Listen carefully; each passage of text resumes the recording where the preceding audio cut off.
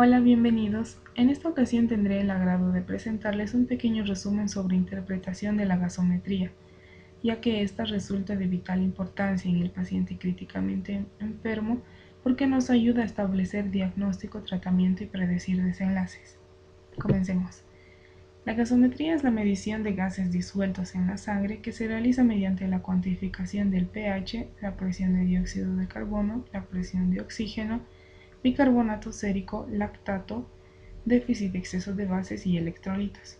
Veamos los valores normales antes de pasar a las alteraciones.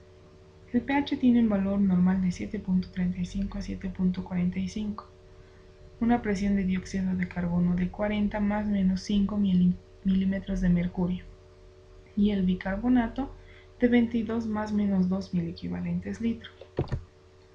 Hablemos también de lo que es la brecha aniónica o el anion gap, que es una fórmula indirecta para estimar concentraciones de aniones plasmáticos que no son determinados de manera sistemática por métodos de laboratorio habituales, como ser las proteínas, los sulfatos, los fosfatos, etc.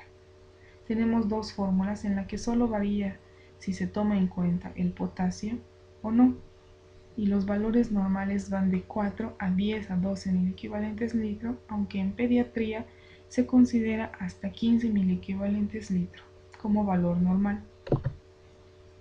Tenemos alteraciones como la acidosis metabólica, en la que la alteración primaria está dada por un descenso del bicarbonato y como método de compensación disminuye también la presión de dióxido de carbono. En la acidosis respiratoria tenemos un aumento de la presión de dióxido de carbono y como método de compensación aumenta también el bicarbonato. En la alcalosis metabólica aumenta el bicarbonato y como método de compensación aumenta la presión de dióxido de carbono. En la alcalosis respiratoria disminuye la presión de dióxido de carbono y disminuye también el bicarbonato. Para la determinación del trastorno base se toma en cuenta solo el pH y vemos que si este se encuentra menor a 7.35 podemos decir que nos encontramos ante una acidemia o acidosis. Si este se encuentra mayor a 7.45 podemos decir que se trata de una alcalemia o de una alcalosis. Para determinar el componente, si es metabólico o respiratorio, tenemos que tener en cuenta también la clínica del paciente.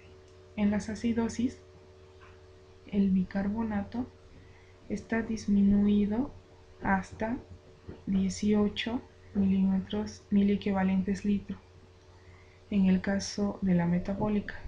En el caso de la respiratoria vamos a tener que la presión de dióxido de carbono se encuentra aumentada, mayor a 45. En las alcalosis, en la metabólica, vamos a tener que el bicarbonato se encuentra mayor a 28 miliequivalentes litro y en la alcalosis respiratoria vamos a tener que la presión de dióxido de carbono se encuentra menor a 35 milímetros de mercurio. Tenemos que tener en cuenta que como método de compensación ambos valores podrían encontrarse alterados.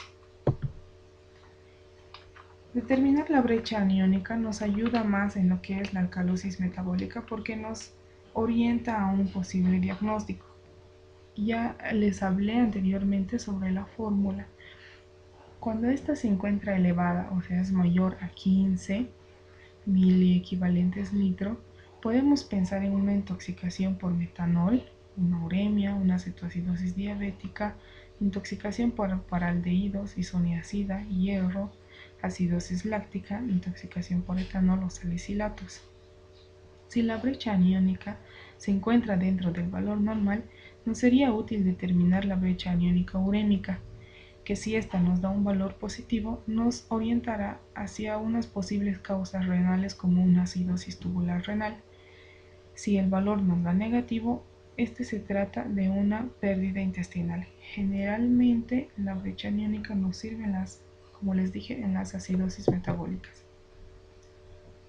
Como último paso, tenemos la compensación. Los pulmones y los riñones manejan la mayor parte de carga de hidrogeniones, ya sea formando o degradando el ácido carbónico. Entonces, Para eso existen fórmulas, como vemos en la imagen, a lo que debemos reemplazar los valores normales y o de la gasometría para obtener un valor que nos ayudaría a establecer si la alteración principal se encuentra compensada o no. Se dice que en la acidosis metabólica, por cada milímetro de mercurio que disminuya la presión de dióxido de carbono, se espera que el bicarbonato disminuya 1 miliequivalente litro. En la acidosis respiratoria, por cada 10 miligramos de mercurio que aumente la presión de dióxido de carbono, el bicarbonato aumentará 1 miliequivalente litro en la forma aguda. En la crónica se espera que aumente 3.5 miliequivalentes litro. En la alcalosis metabólica, la presión de dióxido de carbono se incrementará 10 milímetros de mercurio por cada 7 miliequivalentes de litro que aumente el bicarbonato. En la alcalosis respiratoria aguda, el bicarbonato disminuye 2 miliequivalentes litro por cada 10 milímetros de mercurio que disminuya el dióxido de carbono.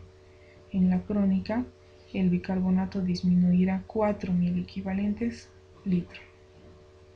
Entonces, podemos decir también que el trastorno está compensado o no si observamos de nuevo el pH.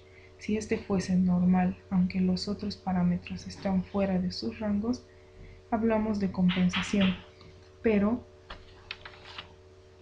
lo ideal es determinar mediante las fórmulas. Entonces tenemos que la gasometría es la herramienta más rápida para conocer el estado del paciente críticamente enfermo. Las fórmulas de compensación son una manera real de afirmar si la gasometría del paciente se está compensando o no. Al realizar todos los pasos de interpretación de la gasometría será posible establecer un diagnóstico y por ende un tratamiento adecuado. Gracias.